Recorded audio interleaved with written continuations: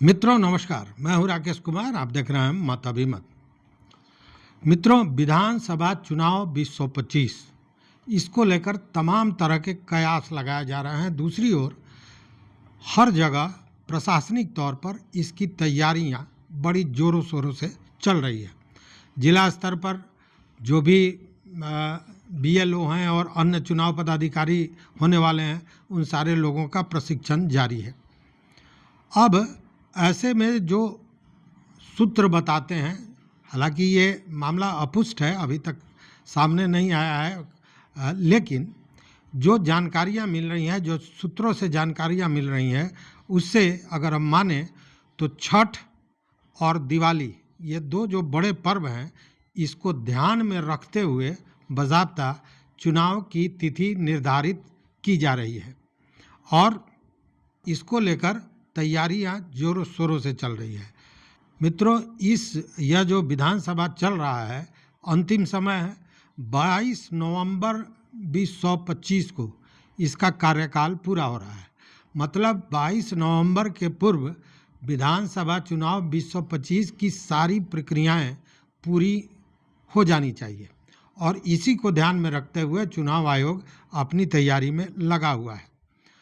अगर पीछे की बात करें, पिछले जो चुनाव हुए हैं उसमें, तो 2015 में जो चुनाव हुआ था वो 5 चरणों में हुआ था, जबकि 2020 में जो चुनाव हुआ था विधानसभा का, वह मात्र 3 चरणों में हुआ था और प्रथम चरण 28 अक्टूबर को हुआ था, जिसमें 71 सीटों पर मतदान किए गए थे। वहीं द्वितीय चरण का जो मतदान था वो 3 नवंबर को हुआ था और उसमें 94 सीटों के लिए लोगों ने मतदान किया था। तृतीय चरण 7 नवंबर को था, जिसमें 78 सीटों के लिए उम्मीदवार को चुनने का मौका लोगों को मिला था और 10 नवंबर को रिजल्ट घोषित कर दिया गया था। अब 22 नवंबर को चूँकि कार्यकाल पूरा हो रहा है, तो अब समय भी बहुत कम है, तो इसको लेकर जो एक कयास लगाया जा रहा है, जो बताया जा रहा है अपुष्ट, उसके अनुसार जो भारत चुनाव आयोग के आयुक्त हैं ज्ञानेश कुमार, उनका बिहार दौरा हो सकता है चुनाव को लेकर और यह दौरा इसी माह के अंत तक होने की संभावनाएं जताई जा रही हैं।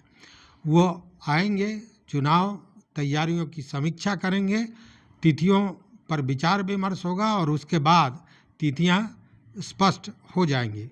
लेकिन ये मान के चलिए कि इस बार जो चुनाव होगा वह भी 2 या 3 चरणों में किया जा सकता है।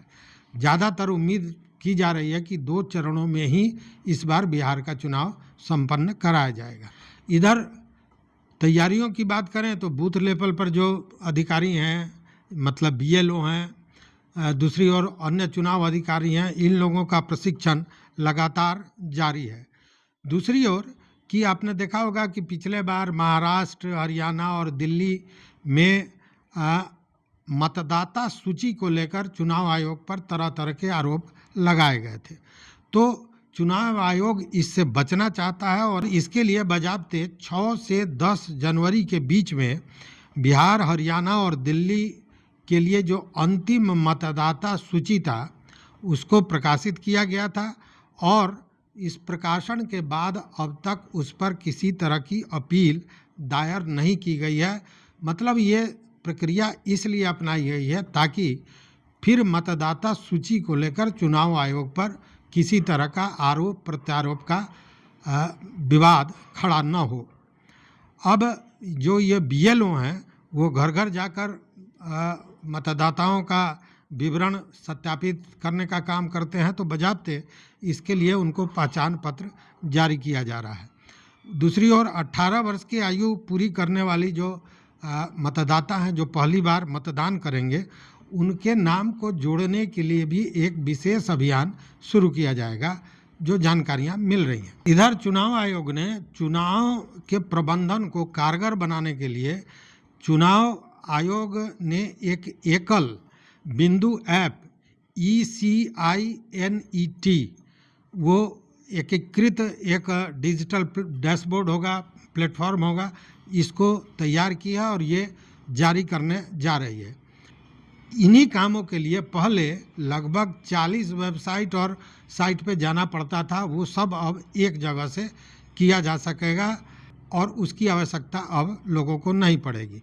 और ये माना जा रहा है कि बिहार का जो ये चुनाव होने जा रहा है उसके पहले यह कार्य रूप ले लेगा, मतलब काम में इसका काम शुरू हो जाएगा।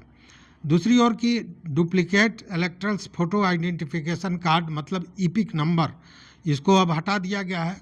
दूसरी बात कि मृतक मतदाताओं की जो सूची से नाम हटाने की बात होती थी, तो अब इसको भारत के रजिस्ट्रार जनरल के मृत्यु रिकॉर्ड से जोड़ा जाएगा ताकि इसमें कोई घपला नहीं किया जा सके।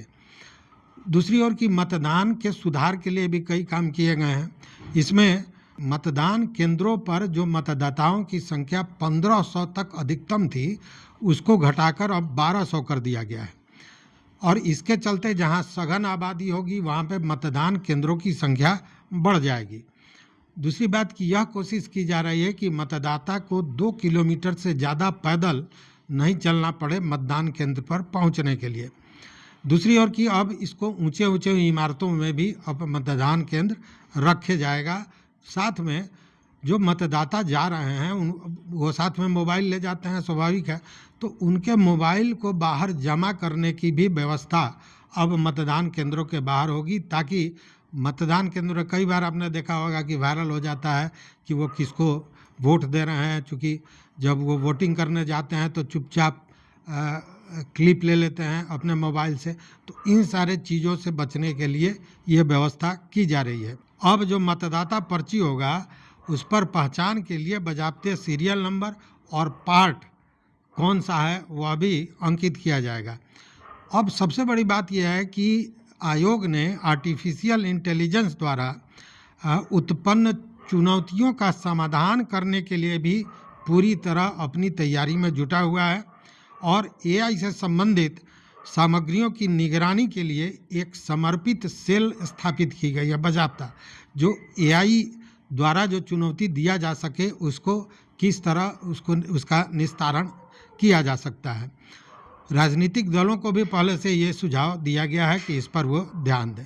तो इस तरह पूरी तैयारी हो चुकी है और जैसा हमने कहा कि भारत चुनाव आयोग के आयुक्त का इसी माह में अंत तक बिहार दौरे की संभावना जताई जा रही है और उसके बाद चुनाव का तिथि भी सामने आ जाएगा। लेकिन मान के चलिए कि बिहार में चुनाव इस बार 2 चरणों में होने जा रहा है, लेकिन छठ और दिवाली इन दोनों को ध्यान में भी रखा जाएगा। तो ये चुनाव से जुड़ा हुआ नया अपडेट था। देखते रहिए मत अभिमत। मित्रों, चैनल पर नए हो सब्सक्राइब कीजिए, लाइक कीजिए, दोस्तों के साथ शेयर कीजिए और अपना विचार जरूर दीजिए। बहुत बहुत धन्यवाद, कोटिशः आभार।